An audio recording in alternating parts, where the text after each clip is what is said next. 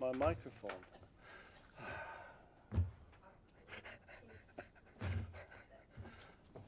How incompetent I am. Okay, try again. Good morning and welcome to this meeting of the ASRC. We'll take any apologies if there are any. We've received apologies. Thank you. From urgent items. Apologies. We received apologies from Councillor Jason Charity with Councillor Francis Jackson in his place as a substitute. Thank you. So they'll be recorded. Urgent items. Yes, could we have an additional item at the end of the morning session, please? We can in private session. Thank you. Okay, items to be considered in the absence of public and press. Items 10 to 12 and I suppose 12A will be considered as restricted.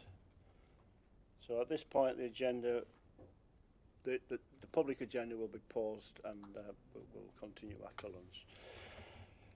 Declarations of any interest by any members, pecuniary or otherwise? No.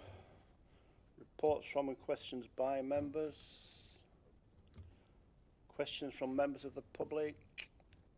It'd be nice to get some sometimes. Minutes and actions of the previous meeting. Correct record? Thank you. Health and safety update verbal. I understand we had something last time and then it was postponed for clarification at the next agenda, is that correct? Yes. Yep, thank you very much. And transport risk working group update. Paul. Thank you, Chair. There are two items which I'd like to feed back in public session. And then there's the one item which refers to the CRM, which is at number 10. So in terms of what we discussed, there were two items I think which need to be brought to the attention of the wider committee. One regarded the replacement of ticket vending machines. There are about 20 of these around the county. They are now 10 years old. Technically obsolete. The maintenance agreements are expired or will be expired very shortly. They're important because they provide a cash option for those who are not digitally enabled or use plastic. I think the issue is not so much about the replacement of the machines themselves, which I think the view of the working group was that it's pretty obvious we've got to do it. The issue is more about the business planning process and how directorates prioritise bids that they've got for funding. Because this came to Transport Risk Working Group as a risk item on the Transport Directorate's risk register, because they said we haven't got any funding for this, and because of that there's a risk that we won't be able to issue tickets at these machines. Having been a CFO myself and been in similar situations before, the impression I've got is that there is a degree of misunderstanding here, perhaps about how the business planning process works, and the prioritisation work, or the prioritisation of this project should have been higher, because I think there was alternative funding which was available, which could have been used. So I think, and I'd be interested in Gareth's comments on this, is that it might benefit us all if we had a brief reprise of how the business planning process works at SYMCA as a future update, and then look at how that needs rolling out possibly across the wider organisation. I know we've got internal comms further down the agenda, to remedy what seems to me to be some confusion over how you get the approval for this scheme. But I'd be interested in Gareth's comments on that. Thank you, Paul. So as you'd expect, we run a business planning exercise each year that determines how we apportion our revenue funding, which is largely limited, and then our capital programme activity, over which we do have more flexibility, and members will hopefully be aware that we roughly have a £570 million transport capital programme that's in play right now, along with £1.5 billion that will be made available to us from 2027 through to 2032. The ticket vending machines were not requested to go into the capital programme, and thus they arrived as a late ask on revenue funding in the last business planning process. So they were rejected for revenue funding. They're a capital item. There is a big capital programme that can accommodate them if choices are made to support that prioritisation. So we will pick up with officers about why it's been raised through that forum and not through the regular processes that we do have. Thank you very much for the clarification. The second item to feedback to the main group is the results of the annual travel survey, and in particular questions which have been asked at this group before on the reasons for the decline in bus patronage. Now, the results in the survey that's just been completed are very similar to what we've seen before. The percentages have moved a couple of percent, but otherwise, generally, people are expressing the same opinions as they've done in the past about what improvements they want to see, what the thoughts are on the quality of the public transport service. The interesting thing, I think, in the presentation which we had on Tuesday from the Transport Directorate was they've done some deeper analysis into usage of public transport, and in particular on buses. And they've established that the fall in bus usage is confined largely to fare-paying passengers. The English National Concessionary Transport Scheme usage is pretty much flat over the last 5-6 years, remarkably so. So that's not where the drop-off in bus usage is coming. There's been a bit of a decline in children's use of buses, some of which they ascribe to the withdrawal of facilities in Barnsley for school children, which I believe are now being put back in, and they expect that to kick up again, which leaves the fare-paying group as the biggest one, where the fall must be occurring. And the interesting thing there is that we can't get further down to understand the change in users in that group because we don't have any information on them.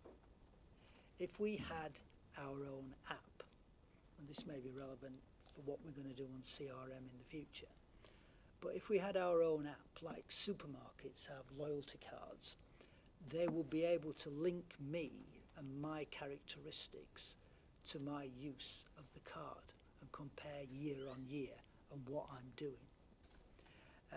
We don't have that, so we're blind. We can't say whether or not the decline in usage is in a particular age group, whether it's for people travelling for work or people for leisure. We don't know that, and that is a gap. So we've got, the good news is, I think we've got some really interesting data, and at some point in the future it might be useful if there was a presentation to this group so you could see what we saw at Transport Risk Working Group. Because this does have big implications, I think, for the bus franchising project. I know bus franchising, we're not expecting to increase numbers. That's not one of the reasons for doing it, but one would hope it might be a benefit we get from it. But to be able to be successful there, we need to understand why people won't use a bus. Because interestingly, I think out of the annual travel survey, something like a third of the respondents said they would never use public transport. And interestingly, for those who do use it, they don't quote personal safety as one of the reasons why they wouldn't use a bus or a train. So there's some interesting detail there, And I think we have moved further on in terms of our understanding, particularly on which group it is who are not using the buses. I don't know if Councillor Livery wants to add anything to that, please. I think the thing that came across to me the most was that there was a direct relationship between bus patronage going down and service reduction, more or less in parallel. So not just routes not being done, but also frequency of services causing the patronage to go down in direct line with that. So in other words, if you put stuff on, people will get back on the buses. I think that was a message that came from it. Yeah. Paul, can I just ask that when you're talking about an app, is that similar to provision which is made in London, Oyster Card, for instance, etc.? I think it's a similar principle, but I think Transport for London have missed a trick with the way they've done their IT, because I'm not sure they've got the level of detail we're searching for. The IT structure, and Steve may be able to give more views on this, it is very much about the loyalty card idea that supermarkets have got, where you register, you put all your characteristics in, so that they know which age group you're in, which income group you're in as well. If you think about all the data they collect on us for loyalty cards, and then they can just match that to the usage. So every time and you need tap and go to be able to track where I'm going and what I'm using it for, what times of the day I'm using it, what routes I'm using it on. That's where you start to get that gold mine of information to understand what passengers are doing and how behaviour is changing. Because we did look at it as well from local authorities. Whilst everybody's gone down from where they were before the pandemic, it does appear that Doncaster has bounced back a little more than, say, Sheffield. They're the sort of two outliers.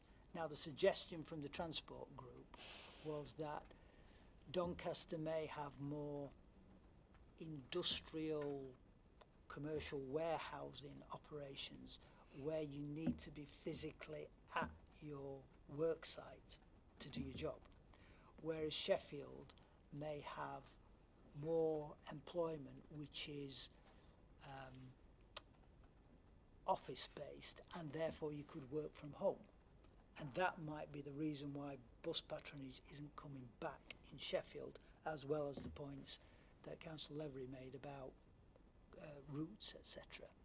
But it's not being able to match bus usage to individual users and understand their characteristics, which is what's leading us to not understand what is happening out there.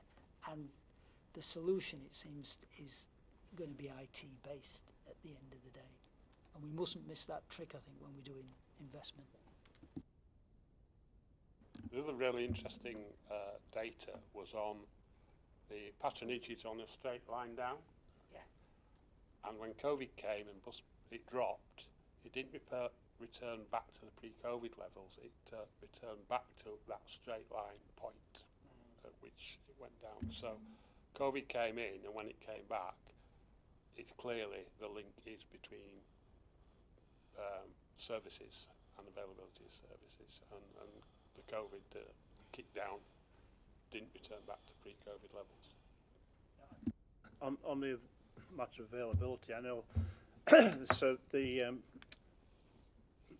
warehouse or whatever they are at Waltham-Anvers, they're not well served by buses, so people struggle to get there by bus, which is clearly an oversight somewhere. The other thing is that Barnsley have just reintroduced My Card for young people, so perhaps we'll see an uptick on that. Yeah, that was definitely the expectation of the transport team, that now My Card's been reintroduced, then we'll see patronage coming back. But the point Councillor Levery made about the overall decline, it is stark that that's true for both. I think it was true for both tram and bus. When they've graphed the two together, they can more or less predict where it's going, and it's how we arrest that fall that's key. So very, very interesting feedback. More customer information would be very useful for analysis. Yes. Yeah, I mean, there's a relatively easy way to get customer information is that people need to sign up as members before they're allowed to buy the cards, and you can get the information that way. My card will be interesting, won't it? Because it's free travel, so Yeah. you can potentially see the patronage going up, but revenue not, for obvious reasons. Back when I was working in the transport industry, we knew that every time we put the fares up, that would reduce patronage, and car ownership would grow consequently, and we'd have all these urban motorways that we've got here now, that we never used to have back in the 70s and 80s. So it's a really complex thing. We could, because of the ticketing system that we used back then, we could tell where people got on and got off, but we couldn't get any other demographic details from that, so we didn't know whether it's women. I'm surprised that Sheffield's not come back because of the student population in Sheffield, as opposed to Doncaster. So that is a bit of a surprise. Yeah, so if we perhaps consider a more detailed presentation for a future session, that might be helpful, I think, because there's some really good work and they've got some fantastic data that they've been collecting over now for 5-6 years, which helps give those trends that Councillor Levery referred to. Hopefully we can look forward to more detailed presentation, and I'm sure that'll be very interesting. Just one other point as well, if I could raise. We discussed potential business failure in South Yorkshire Future Trams Limited.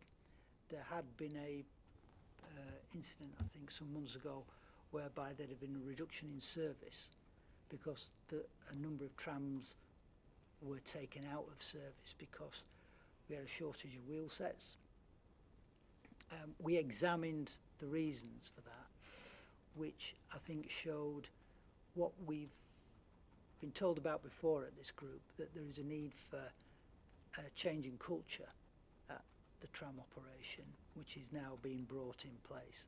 And it all stemmed from a relatively simple change in operations at the depot that didn't feed through then.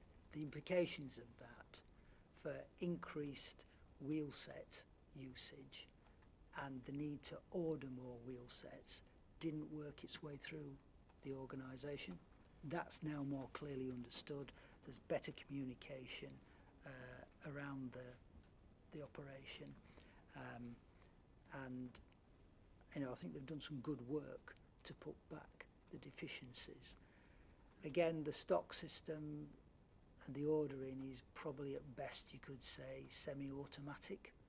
There's quite a lot of manual intervention required, and there's probably some key people in the operation who remember, oh yeah, that's what we need to do if that changes.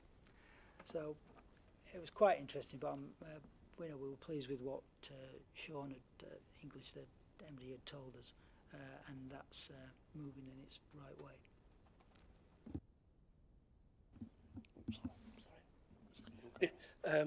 Can I bring to members' attention one of the reasons, particularly in Doncaster, where we've lost patronage, is the attitude of some of the operators and the fact that they are rerouting some of the bus services, which is understandable because what they're trying to do is maximise the actual usage of it. Where I live in Ascot, we had a bus service that went into Doncaster that took 25 minutes. Because Arriva have now rerouted that bus, it now takes 55 minutes. That's frustrated people. So they have stopped using the bus service. So they are now returning to their own private transport. And this is a negative approach from the operators themselves. We understand that they are trying to maximise the service. The difficulty is, because of the route that they have now chosen, if you're coming back from Doncaster to Ascot, it's very likely that you will not be able to get on the bus because it serves so many other small villages. And the difficulty there, as I say, is that once again, people are frustrated, so they've stopped basically using the service. So the amount of times that we see buses empty it just seems a negative approach. Yeah, so they appear to be minimising resources to maximise their profit Yeah. at the cost to passengers. Back to the passengers Yeah. themselves, to Yeah, the, that's very the negative, community isn't that it? they actually serve. Yeah. Okay. Another good reason why we should take it in-house.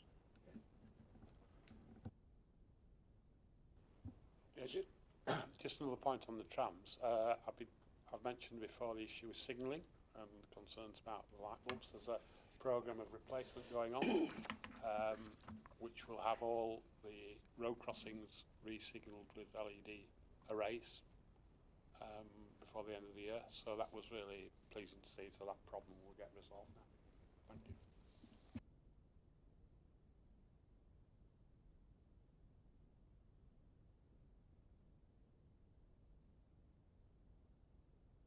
Thank you. So nothing further, we'll move on, and I think at this point we will pause the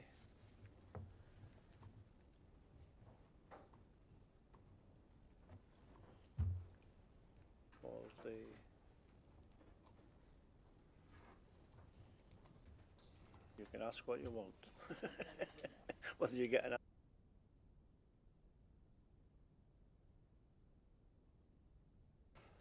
We're ready to resume after lunch. Welcome back. And we're on to item 13, Internal Audit Plan Progress Report, RSM. Thank you, Chair. So committee members will be familiar with the format of this report. So this first part is just where we give a brief update on where we are at the year against where we said we would be at the start. So good news is that we're where we plan to be. There was 2 reports planned to come to this committee, which I'll take you through in a moment. The rest of the audits have all been agreed, dates agreed, etc. And we don't see any reason at this point that we'd bring up that we see any change to that. Of course, if we do see any change, we'll bring that here to let you all know, but hopefully there's some assurance there that we should be where we are. And just another note, I guess, as well, is that there's a lot of work ongoing currently, so I think by the looks of Appendix A, there's quite a few reports that will come to the November slot, so I'm sure we'll get a nice big agenda item put in for us. But of course, we'll provide any updates before as well. So nothing more I was going to bring out on progress unless anyone has any specific questions.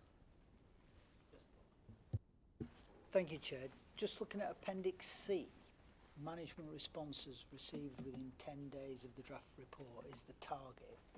The actual is 25 working days. Are there any particular reasons why that is as high as it is, please? Yeah, I think maybe we were asked this a previous time a while ago now, but just as an update, these are kind of the standard terms that we set out and work to, but the way it works, I guess here in particular, is that all of our reports obviously get comments by management who are involved in that audit, but then they also go through ELB before we finalise them. So that figure there is basically when we can call it a final report, but as it goes through management first, then it goes to ELB, which obviously has a paper deadline before ELB. 10 days isn't really feasible in terms of that. So in terms of where we sit with it, we're fairly comfortable with that, and all the reports are getting to the point where they need to for the right time, shall we say.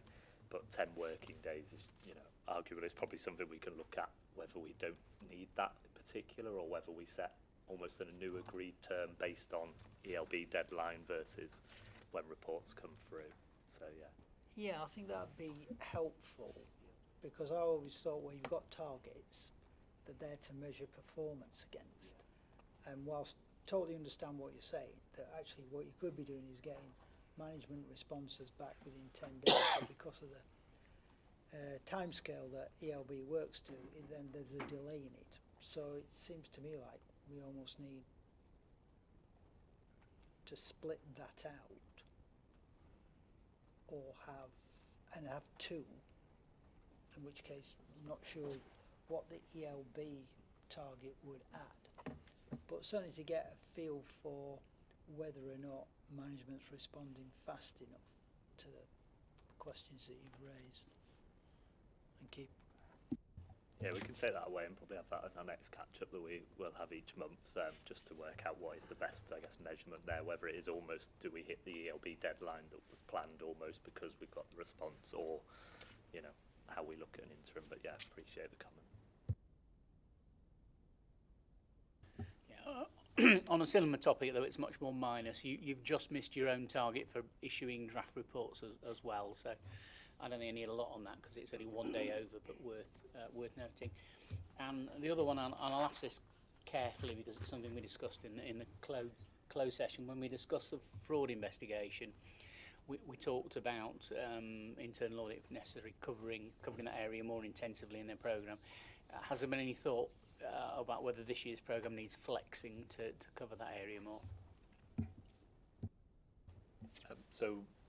I guess there's a couple of areas of fraud in there currently, not specific to obviously the thing was discussed earlier, but we obviously met and we had a briefing with Gareth around the thing at the time, and we don't see a need, or also there's a conflict as well that we can't do anything.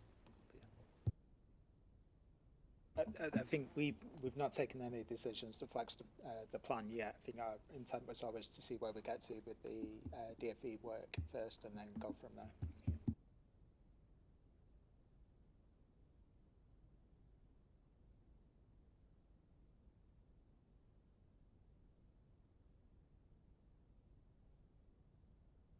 Me again, thank you, Chair.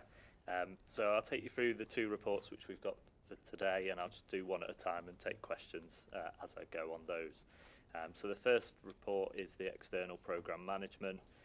So this is where we focused on capital programmes for housing and transport areas in particular, and how these programmes have been managed kind of from inception through to ongoing monitoring against deliverables and then finalising with any lessons learned.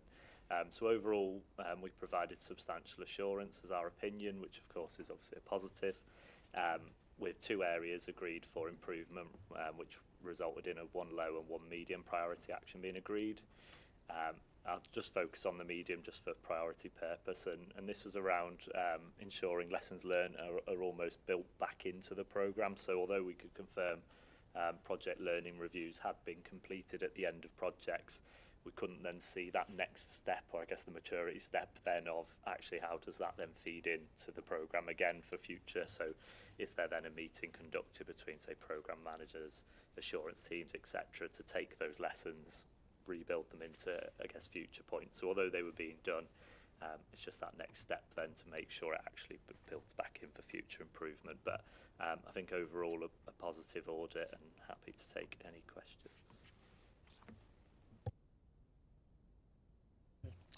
You've got a recommendation about business cases being signed off both by the responsible exec director and the director of finance, which is both on page 9 and 10 of your report, 73 and 74 of the pack, and earlier on page 70. I'm not quite clear. I mean, you've got this down as a low priority recommendation. Now, are we just saying it's a bit of admin tidying up, and we're happy that the projects have all been reviewed by finance, there's just a bit of a documentation missing, in which case it might be low? Or are we much more worrying, saying we're not clear that projects have been signed off by finance, which clearly would be much more worrying finding? The first of the two. So what we saw here actually is they were part of kind of older programmes, but then with different programmes come on board, they then sort of split into those new ones. So actually, although there was other documents that we could see with like the full scheme and some other parts there, they had a full scheme summary and contract awards that were in there. We do think it was more of an admin point, should we say, as to, you know, it's moved into a new process. These are legacy ones from, I think it was 21, 22, where there was, I guess, different process at the time. But we were happy that it was more of an admin point as opposed to they're not getting authorised or anything of the such. Just to add a little bit of flavour, once upon a time we had a scheme that had been submitted into the MCA that we spent quite a lot of time working on, that senior officers in the sponsoring authority weren't cited on, and that was simply a control for us to ensure that we were making sure that things had proper sign-off before they were received by us. I think, as Aaron says, it's quite a back-end control, and what we've invested an awful lot of time in the last few years is making sure that senior officers are cited on programme activity. So every month we have what we call a place liaison meeting, where the Director of Finance, Directors of Economic Development, Regeneration teams all come together with our programme teams, with myself, Mike, others, and on that we go through line by line the programmes of activity to make sure everyone's cited, and then as part of our bi-monthly Directors of Finance catch-up, we're also sharing programme information with the DOFs, so we're quite content that we've there's sufficient sight now going into the programme, albeit I think there's still a good challenge just to make sure, and it's good discipline to make sure that we're getting a signatory onto every document that we receive. Thank you very much. A point of clarification, please, Aaron. It's on page 3 of the report, 67 of the pack. Under the assurance framework, it says the middle line,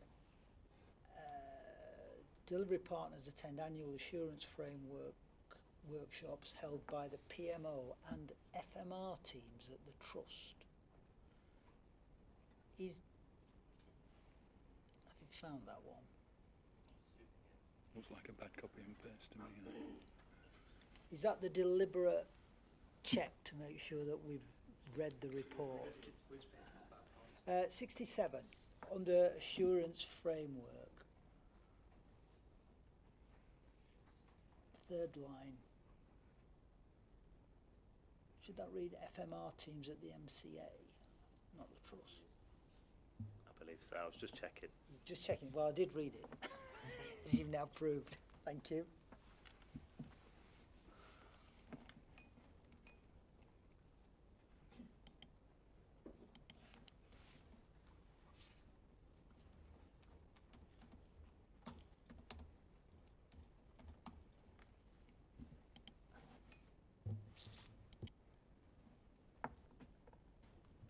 Yes, no problem. Cheers. I don't Thanks, sir. didn't know if I was needing to respond, but yeah, no, that's fine. We can.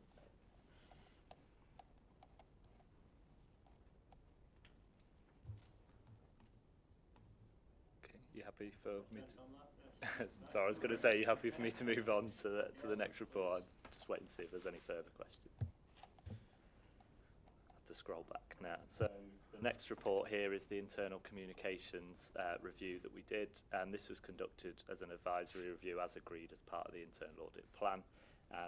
Yes, a good part of the thinking for including this year was around all the changes going on. There's a lot, obviously, as we've already spoke about, many things here today and more things on the agenda. I guess that internal communications across the MCA is really important to see how that messaging's getting out, how teams feel they're getting shared, and I guess everyone being brought along on that journey with the MCA.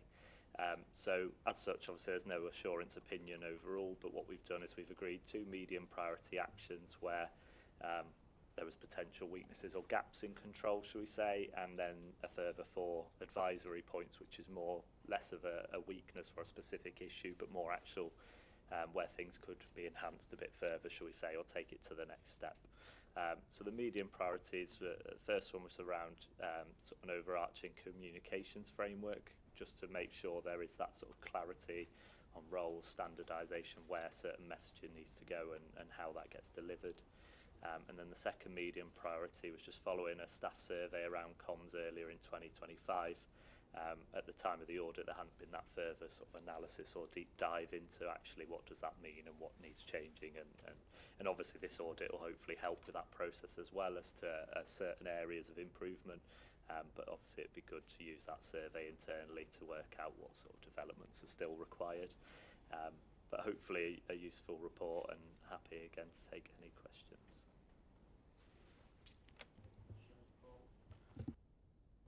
Thank you, Chair. A question really, I think, for Gareth, more than the internal audit team.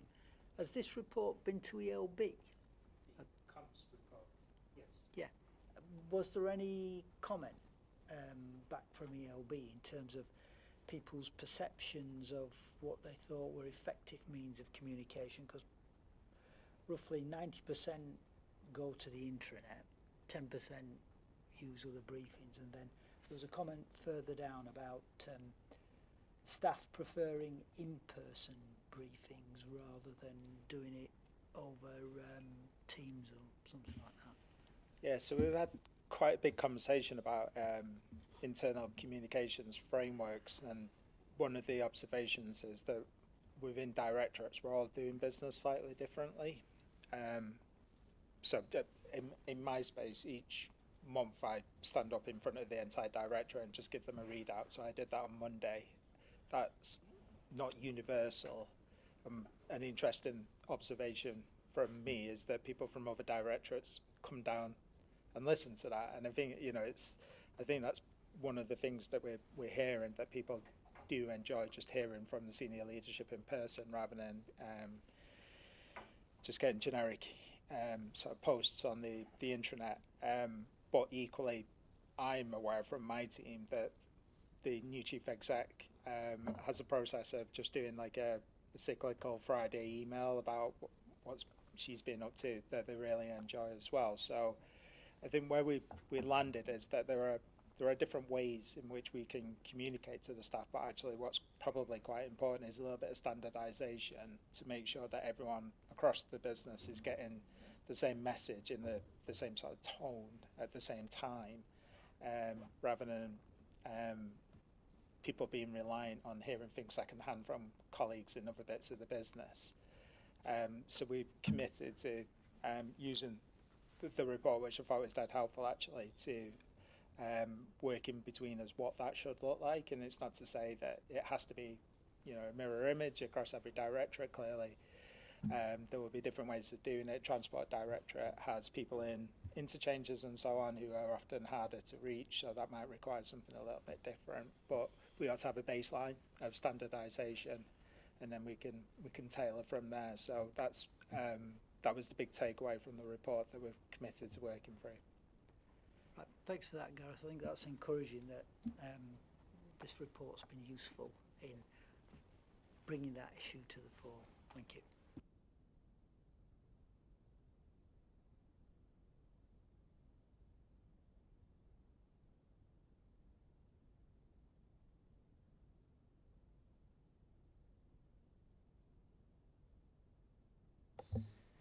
Thank you, Chair. So this report builds on the audit plan which James presented to this committee in the July meeting. So I wasn't going to go through this paper in too much detail. I was just going to highlight the key changes. So this paper now includes the audit plan for the group audit, and it includes considerations on the police audits as well as the subsidiary audits over the Chief Constable and SIFTL. The first key change is on page 4 of our paper, or page 108 of the pack, which details the updated materiality for the parent entity. So as you can see, it's largely similar to the group, and the purpose of this materiality is mostly around the consolidation work we do. So we will audit each entity individually, but then do a consolidation work to combine it together.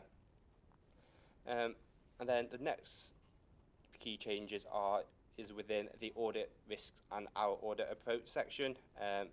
So we've now included our key significant risk and other audit risks around the police and crime commissioner and chief constable audits. So the two key risks that I want to highlight are risk 5 around the general ledger migration, and this is just making sure that all the financial information from the old general ledger has transferred completely and accurately across to the new one. And also the risk 9 around the historic non-compliance with the MRP requirements, which were already discussed earlier in this committee. The other additional risks that were new from the old audit plan are largely consistent with those previously identified by Grant Thornton in last year's audits. And then the other area I just want to highlight to committee members' attention was the value for money section. So normally we would present our risk assessment for value for money and then our final conclusion in our final annual auditor's annual report. But given where we are with timelines, and also for quite a lot of complex matters, especially around the governance arrangement for the MRP, we've made the internal decision to postpone this risk assessment and present our final report at the November committee. Obviously, if we do identify any significant issues, we'll highlight that issue to officers as soon as possible. But that's our intention to do that. So that's why the value for money section is still a bit brief at the moment. Those were the only key points I wanted to highlight, so happy to take any questions. I've just got one quick one, and apologies if I didn't spot this when the plan came around before. On page 109, you've got a list of timing and audit and communications, and the bottom one of those is biennial private meetings can also be arranged with the committee chair if there's interest. Now, I suspect that might be a fairly standard comment, but in reality, we have private meetings before each committee meeting with the chair. Now, I guess you probably can't change your plan now, but it'd be useful if we at least noted that in the minutes, because it's considered to be good practice if there are private meetings between the chair of the audit committee and the auditors, and we do that here. So, whereas if I read that, I would think that doesn't happen, but we could do it. So, could we somehow reflect that, in fact, we do that, please? Yes, either we'll from take you on board. or in the minutes of the meeting. Thank you for the comment. Okay. Paul? Sorry. I'll let Steve go first. He was first. No, you were first. Chair says. Right, thank you. On page 110 of the pack, page 6 of your report, Henry, can you just talk a bit about how you calculate what are the significant risks and other audit risks? Because there's nothing specific in there for, say, the capital programme or SIFTL, with the latter being in its first year of operations. So what are the factors that tend to trip the threshold by which an activity gets a reference in this grid, please? Yeah, thanks for the question. So this grid focuses just on the group. So obviously SIFTL is quite a small. The value for SIFTL is quite small, so it won't be shown on this grid here. But in terms of your other question, how we decide between a significant risk and other audit risk, I think most depends on how it would impact. I can see on the axes how it would impact the financial statements and the likelihood of that misstatement occurring. I think we would probably say the impact on the financial statements will have a higher quotient and determine where it sits as an audit risk or a significant risk. But those are the two main factors that is considered. Okay, thanks very much. Yeah, mine's on 112 and it talks about the legacy issues connected with the police. These would not normally be in public, these conversations, because they're fairly commercially sensitive. And I just wonder whether we ought to maybe making sure with the police, whether they see these as being commercially sensitive before they allow that to be put in the public domain.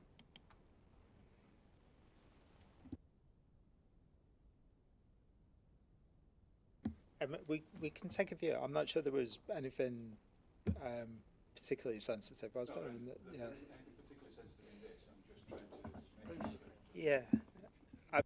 Yeah, sorry, I think that's probably a fair comment. Owen, Ian, myself will take that one away with KPMG colleagues and just make sure that we're screening for anything overtly sensitive in there. Thank you.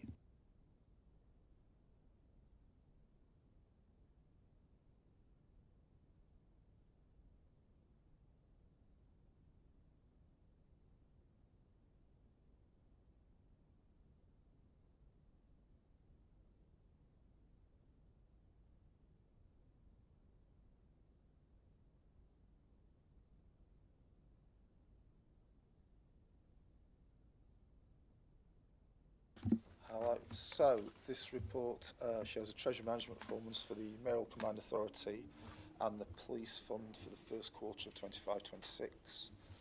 The key points to bring out in the report are that the forecast income for the year is significantly higher than the budget. For the MCA, it's 22.1 million against a budget of 15 million. And for the Police Fund, it's 6.3 million against a budget of 4 million. And the two key reasons for those figures being higher than budget are, we had significantly higher cash balances at the end of last year than we were anticipating, and also the interest rates have fallen less quickly than anticipated when the budget was set. In terms of the actual investments held at the end of June, the MCA had 523 million of investments, which are a split of long and short-term investments, and the police fund had 209 million of investments, and they were all short-term investments.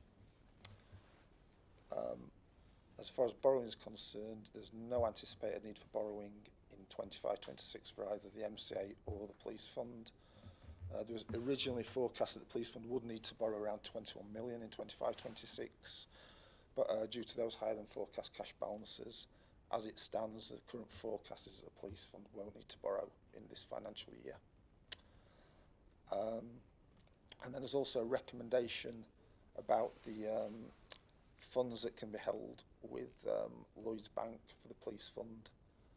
Currently, the Treasury strategy says that in Lloyds Bank, the police should only hold £30 million, whereas the Treasury strategy for the MCA says that unlimited amount of funds can be held for up to 5 days in the MCA Barclays account. So the recommendation is that the Lloyds limit is amended to allow unlimited funds to be held in the Lloyds account for up to 5 days. And the key reason behind that is because now we get the police grant paid up front in a lump sum in April, so we're getting around £240 million into the bank account, and it's very difficult to sort of get all that out of the bank account in the same day. So really it's just to enable us to keep those funds in there just for a small number of days while we can invest those funds elsewhere. And those are the key points. If there's any questions.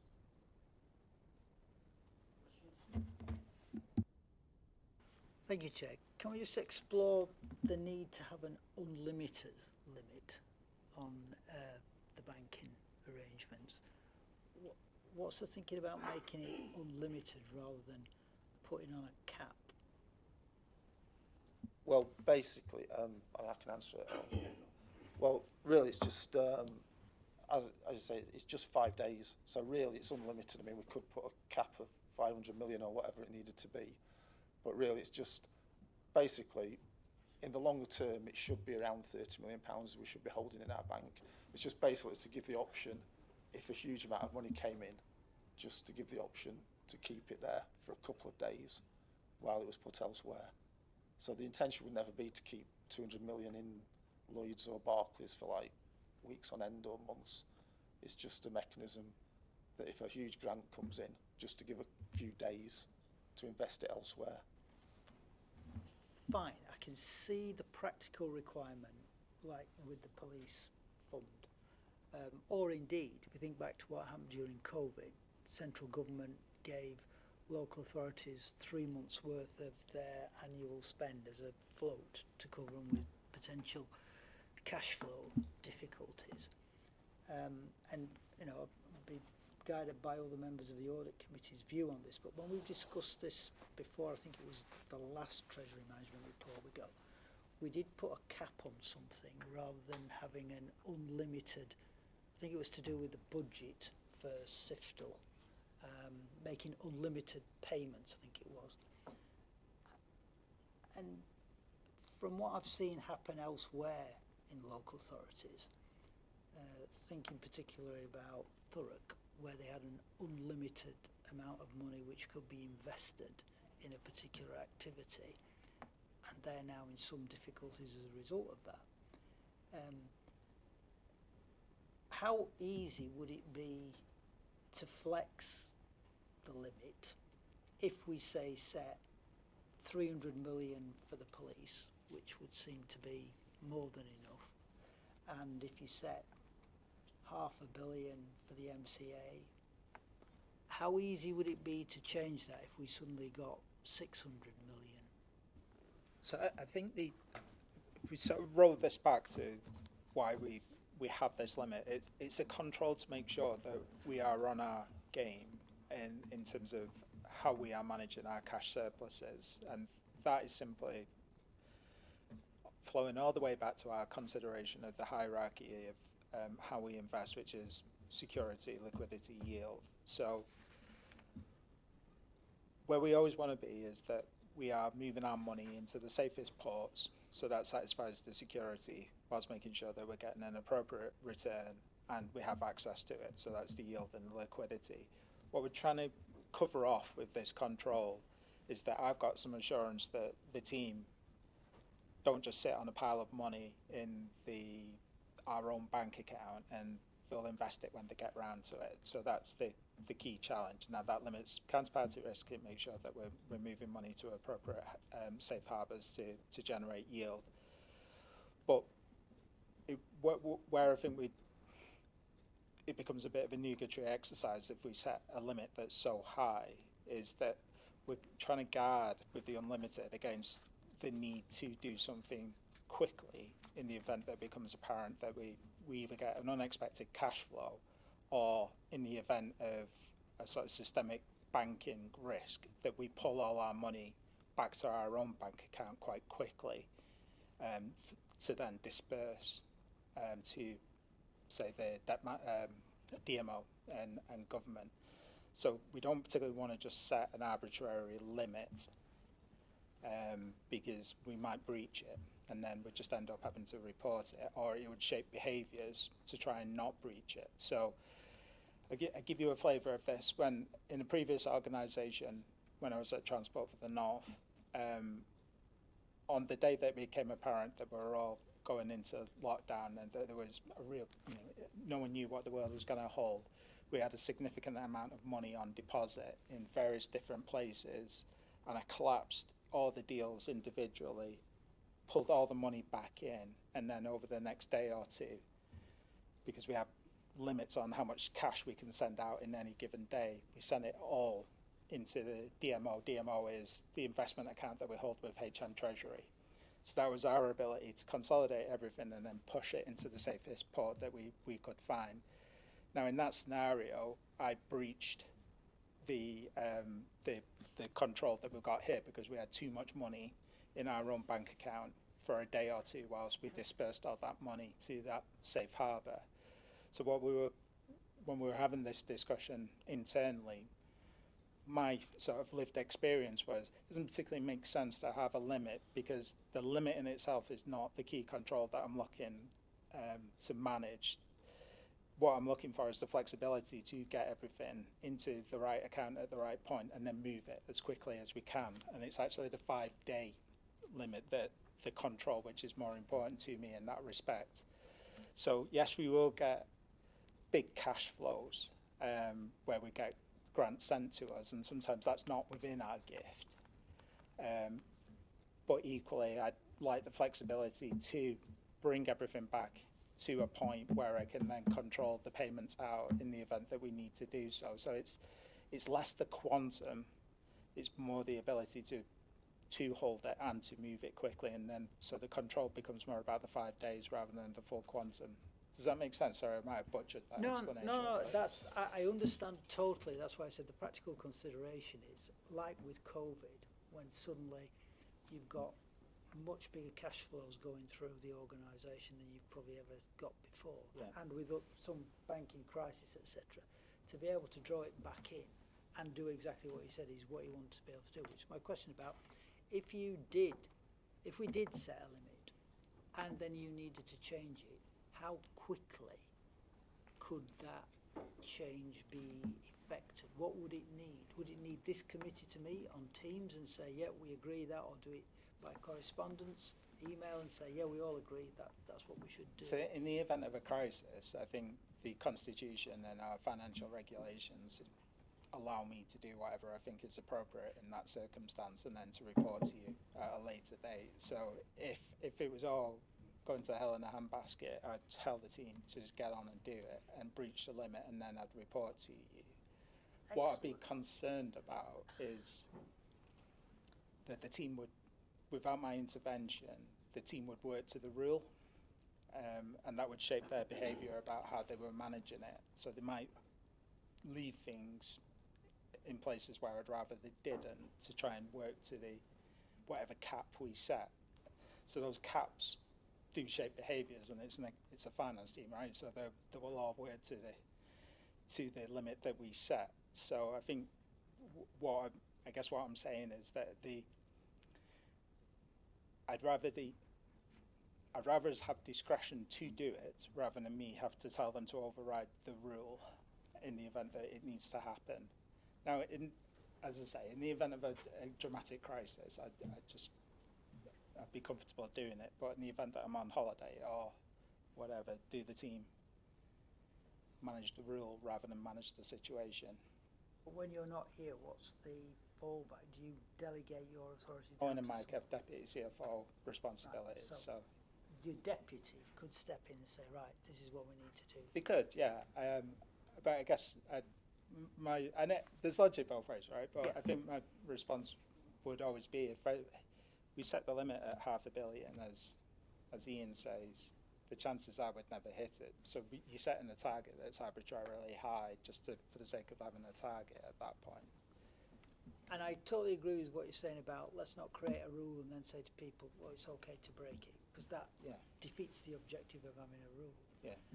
I just think that having an unlimited number, thinking back to discussions we've had on other issues today, does that not create a weakness that you allow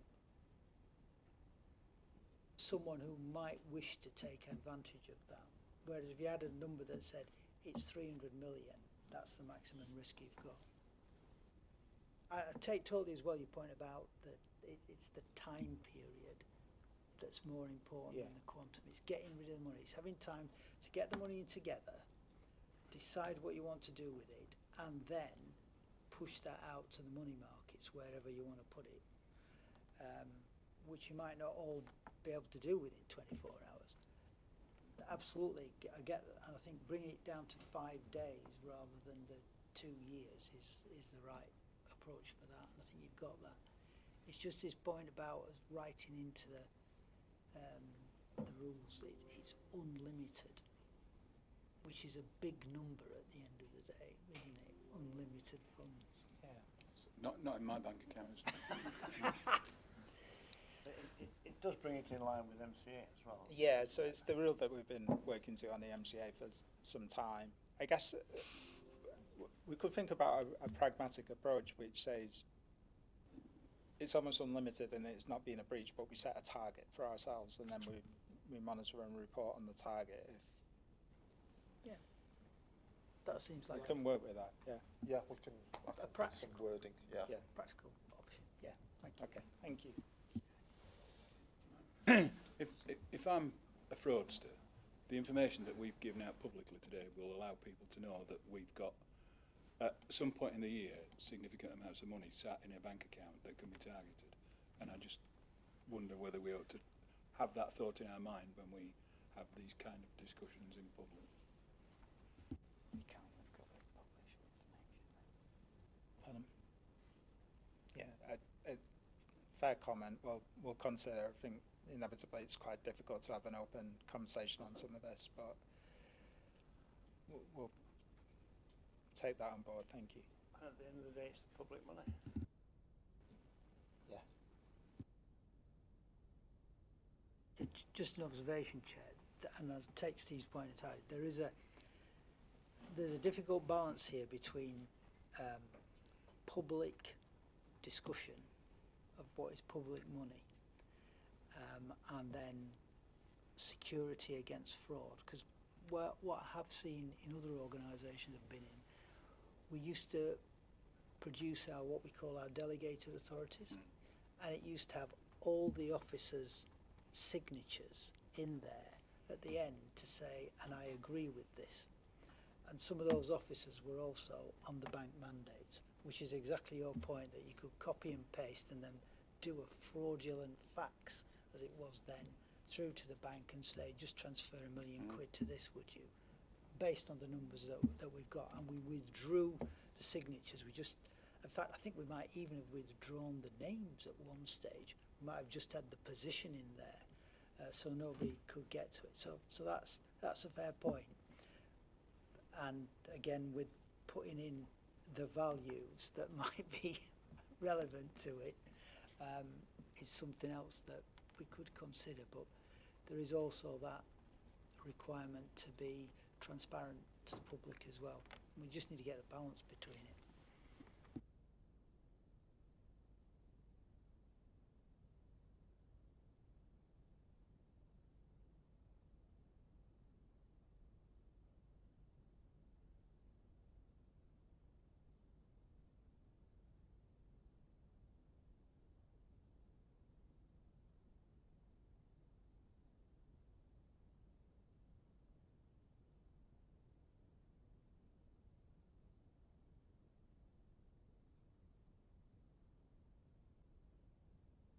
Thank you, Chair. So, presenting to the committee the anti-fraud and corruption policy. So we, as officers, have reviewed and refreshed the policy as we're required to do on a regular basis.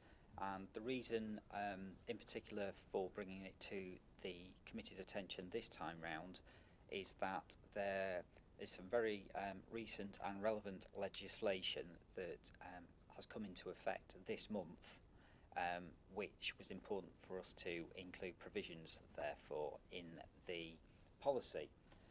This policy is a critical part of the MCA's constitution, and we treat it as such, and I'll come on to some of the next steps should the committee be minded to approve the policy. So what we've done in the appendix is we've provided a track changes version, so you can see exactly what we've changed since last time, what we've proposed to change. The main additions are in relation to the act called Cllr for short. It's quite a detailed piece of legislation that actually came into effect 2 years ago, but the main thing that committee members should be aware of is the new criminal offence that's been created that's come into effect on the 1st of September, and that is a failure to prevent fraud offence, and that isn't just in general terms, that is specifically in relation to where a benefit is created for a company or a large organisation, including MCAs and local authorities. So there was an example that was discussed during the closed session that was raised by the independent member, a classic example. So in the case of the MCA, for example, if the person who worked for the MCA or was an associated person, such as a contractor who was operating under the name of the MCA and was authorised to do so, say for example submitted a grant claim which fraudulently claimed more expenditure had been incurred by the MCA than it actually did and received grant to cover that, that would fall foul of this particular new offence. So that would be an offence committed by the MCA?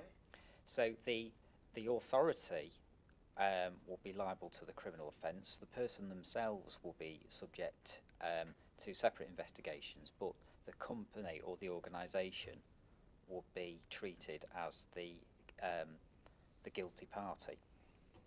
So it's where the organisation benefits, not the individual, is where this new offence is relevant. So we've put in the changes where we think are relevant for the inclusion of this new criminal offence.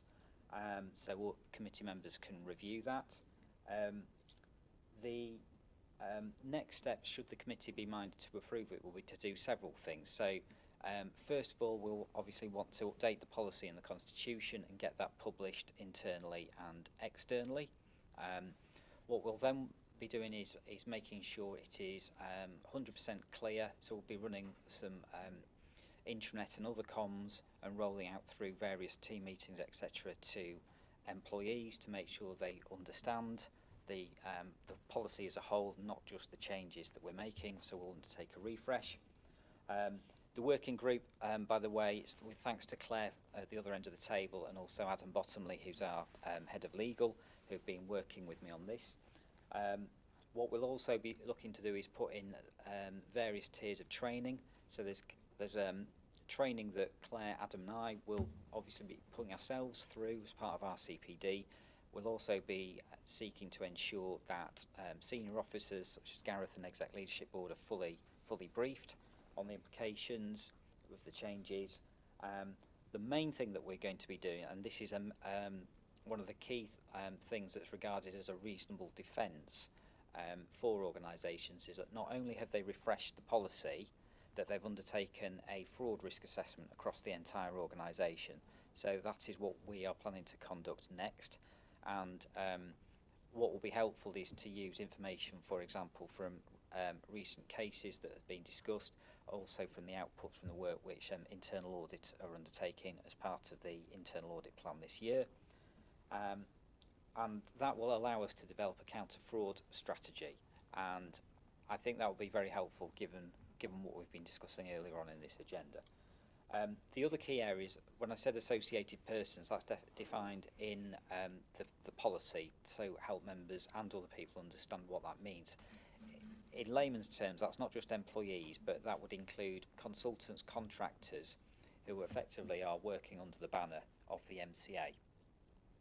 So it's quite wide-reaching, and therefore that means that one of the next steps that we will be discussing with the head of procurement is how we ensure that is properly reflected in procurement exercises, ITT specifications, and in new contracts, because that sets an expectation on those people whom we engage in the future and what their responsibilities are towards the MCA as regards this policy.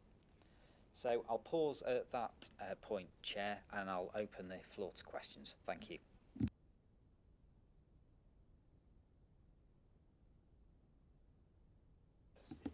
In the NHS, there's a national anti-fraud movement which sits around internal audit and things like that. Presumably, there isn't one for local authorities and public sector organisations in the same way. Otherwise, you wouldn't have to take this thing. And the second question is, does this need a quality impact assessment done on it? So we are part of various national initiatives, Steve. So the National Fraud Initiative, for example, we make regular submissions to the NFI. We're also, as part of our training, we'll be looking at the code of practice on counter fraud. We're taking advice from internal audit on what we can do. But this is a part of our constitution, so we have to ensure that we've got this policy in place, along with the fraud response plan as well. I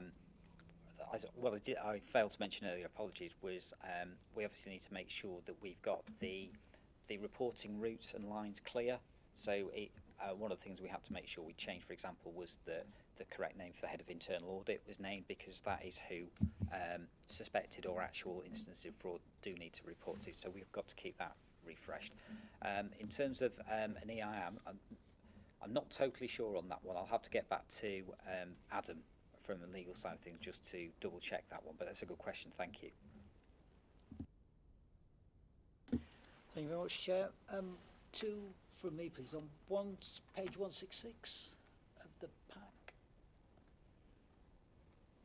how do we make the top bullet point 1.7? How do we make the associates, contractors, etc., in our partner organisations aware of this responsibility? Is that built into the procurement process and the contracts when we write them? That was the point I was making earlier around next steps, Paul, is I'll need to speak to the head of procurement to make sure that going forward we do ensure that it's made clear to them as part of the procurement process and it's written into the contracts. Fine. And then further down on 2.1, why have we removed disciplinary procedures and training procedures from the guiding policies, just out of interest? I'm having a bit of a memory lapse, Claire. Can you remind me? Because this was subject to our discussion, wasn't it? I think the wording, it's not that we haven't got those, it talks about them being published, and we don't publish them publicly. That's the reason. So it's not that they don't exist, it's just that they're not publicly available. Thank you, which brings us back to the point Steve was raising earlier. And I'm obliged, Claire, thank you. On 171, I think it was, on section 8.2, when it refers to internal audit there, is that South Yorkshire Police internal audit? Because is mentioning it in the context of what happens within South Yorkshire Police. Eight. 8.2. I believe that's with, sorry, I'm just trying to remember without, I think that is with assets from memory. Let me double check that one. It Yeah, is. so, As, yeah, excuse me, ASETs are the internal auditors for South Yorkshire Police, but the anti-fraud activity that the JIAC hears is more around the professional standards that sits within police rather than an internal auditor. So, and it's a complex measure, but internal audit will judge professional standards on their activities, and we get an annual report, which I think you both sat through actually, from professional standards on the activity that happens. I've not seen a similar sort of report in this committee around activity that's happened around fraud prevention and that kind of thing, which I think would be useful for the committee in the longer term. yep, thanks very much.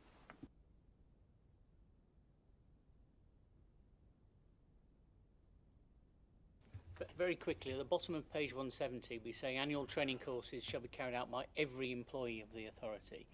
Again, that's a fairly broad. Are we going to make sure we capture everybody, including people that don't log on to the system much? I'm thinking of, the cleaners, etc. If we're wanting to, if we're stating we're going to give them annual training, that's quite a big commitment, I think. So, are we clear what it involves? As mentioned earlier, one of the next steps is to discuss the training plan and the different tiers of training that are required, because I would say there's different level of training required for members around this table versus a contractor versus Gareth versus myself versus a cleaner, as you might say. So I think training can be can mean anything from general awareness, as in communication of the policy and the basic levels and measures that everyone should take responsibility for, in the same way everyone takes responsibility for health and safety, for example, versus actual practical steps that people are obliged to follow. So I'll take that under advisement when we work through the next steps and the training package. But yes, fair point, Dave. Thank you. We have like a suite of mandatory training requirements each year that's managed through our learning management system, where people are also enrolled into stuff. So it's the things you'd expect: health and safety, cyber security. What else is on there, guys? GDPR. There's a whole bunch of things which HR email out performance against quarterly. So we do get quite good management information. So if there was a requirement for all staff training, we'd put it on the mandatory list and then probably do some sort of online learning.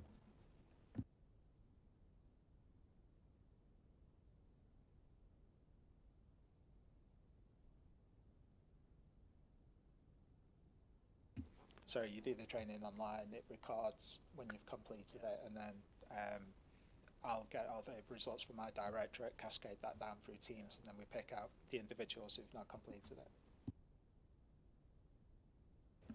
There is an anti-bribery module and others on there, so I think it's just a case of looking at their suitability and making them mandatory, rolling that out. So.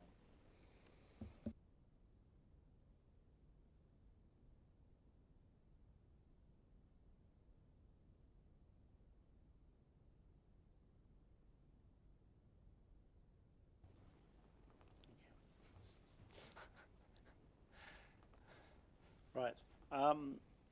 If we're all done on that, we'll move on to date from JIAC.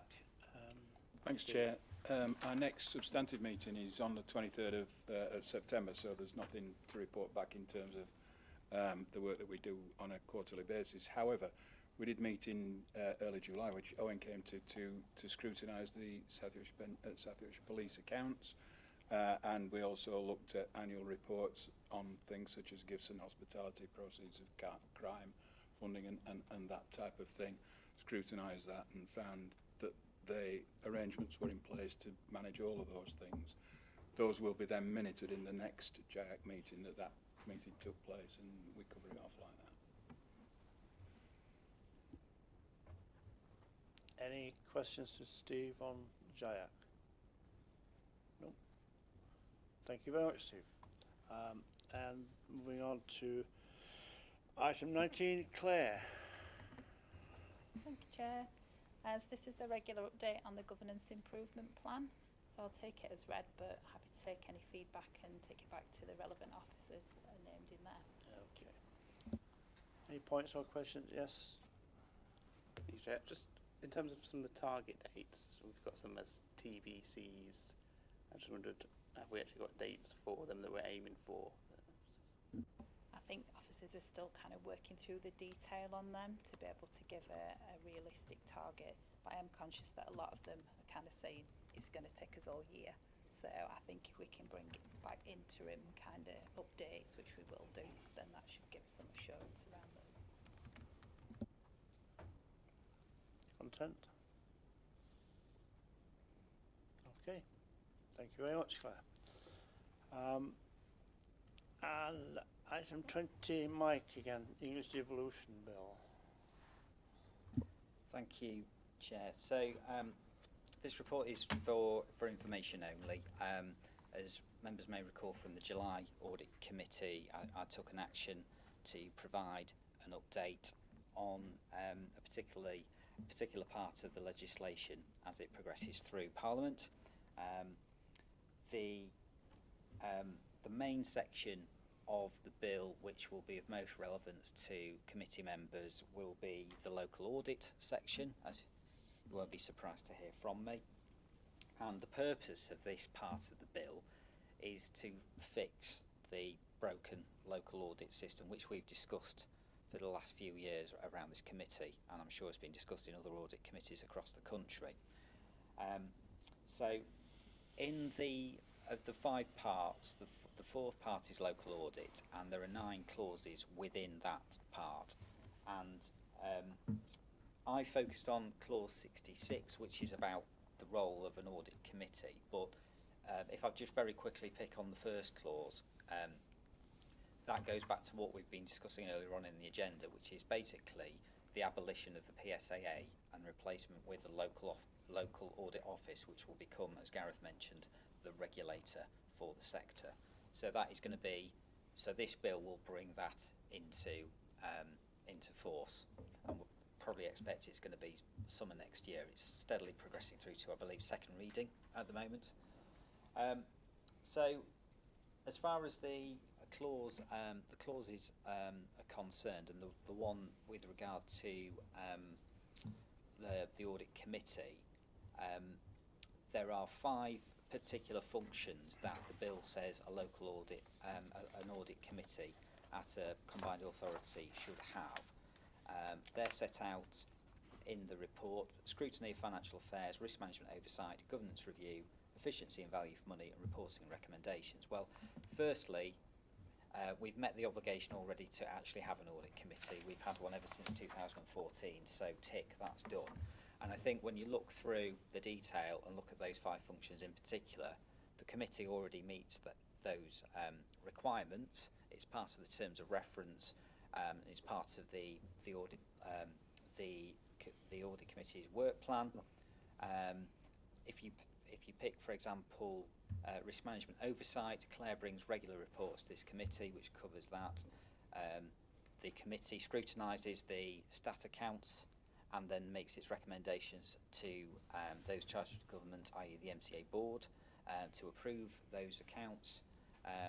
We've just discussed governance. Value for money is subject to reporting by the external auditor. That report comes to this committee, and officers provide reports on various other subjects as requested by the committee from time to time. So from my point of view, Chair, I think the MCA has already met the requirements of this legislation, so I don't think there are any great surprises. Obviously, we'll keep our eyes tuned in case there are any amendments proposed as it continues its journey, but I think that's really, I'll sum up there and say nothing to see here, but I just wanted to make sure that the committee were aware that there was a relevant section of this legislation in case it crosses their desk, and I'm happy to provide any further information or answer questions. Thank you. Yes. Yeah, thanks very much for providing this report, Mike. It's very useful. I did wonder, I mean, that clause helpfully, as you've just elucidated, sets out our responsibilities as an audit committee. I wonder whether we ought to actually have a short paper that very clearly says that documents how we do each of these. I know you're saying you're very happy we do them, but we ought to probably have that on a piece of paper. It might even be something that, the Chair's annual report, he wants to reflect on, this is how we've covered all of those. And I suppose the other end of that, you look at these 5, is there anything we're doing that we perhaps shouldn't be doing, or we're doing on a if you like, voluntary basis rather than mandatory basis? The obvious one is, I can't see much on health and safety there. It's a risk, and is it covered under the risk management? But we get health and safety reports to this committee. Is that the right place? Question mark in light of this guidance. But I really think we ought to have a piece of paper that demonstrates how we hit all of these, so we're absolutely sure we're hitting each sub-bullet of each of the 5 things, even if it's just 2 sides of A4. Thanks, Dave. I think that's a really good point. If we can look to slipstream that into the existing work plan somehow, I think committee effectiveness, annual chair report, I think those will be 2 places that are immediately obvious, but we can take that away and look if there's anywhere else as an alternative. But yeah, really good point, thank you. There's no huge rush in it, we just need, because it's still not gone into law yet, but it'd be good to know that we are definitely doing everything here. Might be something that our external or internal audit colleagues might want to look at as well. Claire? At the last meeting, the work plan that we brought forward, we brought it chronologically and also against the terms of reference. So I can adapt that and just add in another section to show where it meets the requirements. It's simple to do. I don't particularly want it highlighting, but I think we do over and above, because we have 3 independent members, and I certainly see that, and I think other people do, as a definite plus, because it adds expertise. Certainly things that I don't know, and I think that's a definite plus. The question I would like to ask is that in the original of the versions I read some months ago, it mentioned something like an economic oversight board. Does that ring a bell? I'm afraid it doesn't ring any immediate bells, Chair, but obviously we can take that one away. It's not something I want, I just want to... No. Well, I can certainly look into that, Chair. Yeah. It's not something that rings any bells, but, Okay. Thank you. I'll look up my original copy and see. Yeah, I don't think you completely made that up. No, I haven't made it up. Once you said it. Because I think initially we thought we'd probably satisfy this, because the MCA has a business advisory board and then a Mayor's Economic Advisory Council. So we'll check our notes as well. But I do seem to recall there was something at a point in time, whether it made the final bill, I'm not sure. Yeah, probably been taken out wisely. Okay. Steve? Just a small question, and only because I'm interested. Do we know how local is being determined? How local will local be?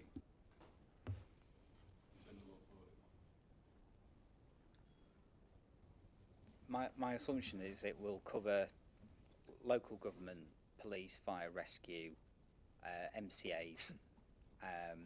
So it's not geographical then? No. When local was mentioned, I just thought it was a geographical region that it was going to... Sorry, no, it is, yeah. I think the distinction is between nationals and the National Audit Office and the arrangements for the auditing of national government, and then local and regional for a local body. Yeah, if I can just come back in before you, Paul, along with the point about economic oversight, I sort of read in, trying to read between the lines, I read into that thing about local as perhaps being the mayoral authority doing things at local level. Well, that's kind of what I thought it meant, but obviously, well, not obviously, we don't quite know, do we? Well, I didn't know at that time. Perhaps we know better now. Perhaps it's been taken out. I don't know. Anyway, moving on. Paul. Thank you, Chair. Is there any indication yet about how the audits will be procured with the removal of PSAA? Not yet, Paul. I think this is very much, this only just started its journey in July this year and is expected to take a year to receive royal assent. So at the moment, I'm not personally aware of any discussions. I'm sure there'll be some early discussions taking place as it gets to a point at which it looks like it will proceed with very few changes. Obviously, I'll speak to colleagues from external audit, because I'm sure they'll be very keen to follow developments as well. So that comes back to my question about local audit office, because I thought they were replacing PSAA, because that sentence kind of gives, that paragraph kind of gives me the impression that it is, and that's why I was asking how local is, because then you might not have the reach that that you might need to get the appropriate audit. And just following on from what Steve said there, I've taken from what Gareth said, is that instead of calling it local, you could almost call it the non-national audit office, because there's going to be to introduce another level of confusion. That's right, because there's going to be one for national level, and then there's going to be one for everything which isn't central government. Is that the way they're looking at it? You could almost call it an audit commission, couldn't you? Really, if you wanted to, if you wanted to look at it that that's the way they're going. I mean, it does say it appoints auditors to non-NHS bodies, but it doesn't make it clear whether that means every non-NHS body. Because as we know, PSAA does 98 or 99% of the audits at the moment. Appoints to, but that is at body's discretion. So one assumes that allow people to opt out still. Or else some people are going to kick off and say they don't want it done in one block. Or they might say everyone's going to have their auditors appointed by the new body. That's right. Who knows? I read it like that. Mm. That's how I read it. Yeah. Yeah. And the only question then would be, back to your point about what is local, in terms of the geographic breakdown of who does what, which is what we've got at the moment, where you cover a particular area. Is that going to proceed in the future? And helpfully, I mean, Mike's clarified that we don't know yet where that is, and we're going to have to wait and see how things develop. But there's a lot, as ever, with legislation, there's a lot of questions about how does this work in practice. So we look forward to further reports, Mike. So yeah, I think the practical point is the LAO cannot be created until two things happen. One, the bill receives royal assent. That'll take up to another 9 to 12 months. And the second thing is, my understanding, that some commencement regulations would need to be put into force, whether, I assume that would be secondary legislation, thereby a bit quicker, which would then allow staff to be tupied between organisations and the transfer of responsibilities and setting what the terms of reference for the LAO are. So all of that is going to take a bit of working through. No doubt some of the practical implications are being worked through as the bill proceeds through Parliament, but until that bill actually receives royal assent, nothing can formally take place in terms of official creation and tuping of staff. Okay. So we'll learn more as we go along. As ever, I welcome the committee's feedback and questions. Yeah. Unfortunately, I wish I could provide more, but Yeah, I'm for sure. equally in the dark. Yeah. Okay. Right. Okay. That's everybody's sort of content with that at this point in time. Well, I didn't say satisfied, did I? Yeah. Gareth, breach controls. Nothing's formal to report, albeit we are looking at an instance of, where someone's overcommitted reasonably substantially against a contract. So we'll get to the bottom of that one and then we'll come back to you. Okay. And Claire, work plan.